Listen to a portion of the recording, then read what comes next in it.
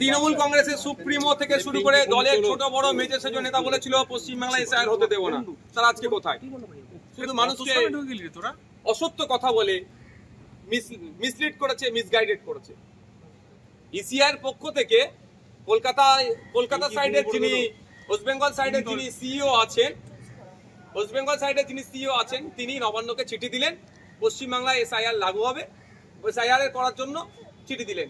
Chief secretary Manoj পান sir তড়িঘড়ি virtual meeting করে সমস্ত রাজ্যে জেলার ডিস্ট্রিক্টের ডিএমদের সাথে মিটিং করলেন যে এসআইআর করতে গেলে যে অফিসার লাগে ইআরও এইআরও, তো কত শূন্যপদ আছে কি আছে জানার জন্য দেখা গেল 600 শূন্যপদ আছে।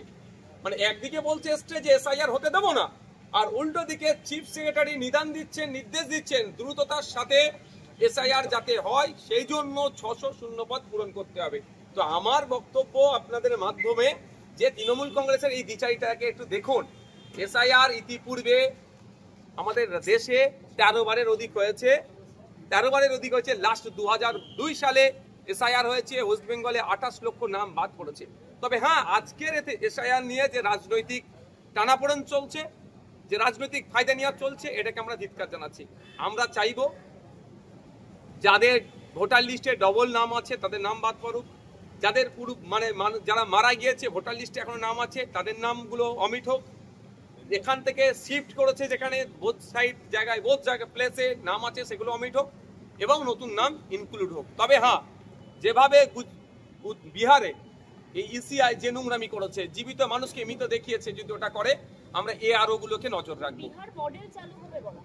সেটা শুনুন, একটা কথা আমি দায়িত্বহীন ভাষায় স্পষ্টভাবে বলছি, প্রয়োজনে যদি ইলেকশন কমিশন আমাদের সহযোগিতা নাই স্বচ্ছতার সাথে ভোটার লিস্ট রাখার জন্য আমরা সহযোগিতা করব, কিন্তু এই স্বচ্ছতার নাম করে বৈধ ভোটারকে রাজনৈতিক ফায়দা নেওয়ার জন্য মৃত ভোটার যদি ঘোষণা করে, তাহলে যারা এআরও থাকবেন, যারা বুথ লেভেল অফিসার বিএলও যারা থাকবেন, আমরা কিন্তু সেগুলো নজর রাখবো। আমরা গণতান্ত্রিক প্রক্রিয়ায় যেমন মাঠে ময়দানে তার গণতান্ত্রিক প্রক্রিয়ায় জবাব দেবো, আইনি মাধ্যমে জবাব দেবো। আমাদের একদম স্পষ্ট বার্তা যে ভোটার লিস্টে যেমন দুর্নীতিভাবে কেউ না নাম ঢোকাতে পারে, ঠিক একইভাবে ভোটার লিস্টে দুর্নীতি করে বৈধ ভোটারের নামও না বাতিল হয়।